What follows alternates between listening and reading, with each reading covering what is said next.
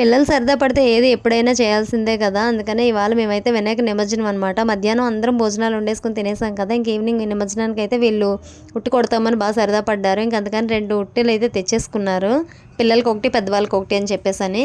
ఇంక మా పిల్లలు అయితే జెండాలు కట్టేసుకున్నారనమాట. డ్యాన్స్లు వేయండి అంటే ఒక్కడ వేయలేదు. విష్ణుగాడు కట్టుకోవడం రాకపోతే నేనే కట్టేశాను. జై బోలో గణేష్ మహారాజ్ కి స్టార్టింగ్ లో అయితే బాగా ఉత్సాహంగా ఉన్నారు, గట్టి గట్టిగా అరిచారు. ఇంకా అలా అరిచే కొద్దీ డౌన్ అయిపోయారు అనమాట. ఇంక అందరూ ఉట్టు కొట్టేశారు. మా విష్ణుగాడు ఫస్టే కొట్టాడు, వాడు అసలు ఏం కొట్టలేకపోయాడు. మా పాప అయితే 3 times కొట్టింది కదా, కాయిన్స్ అయితే పడ్డాయి. ఇంకా కాయిన్స్ నాయి ఏరుకున్నారు.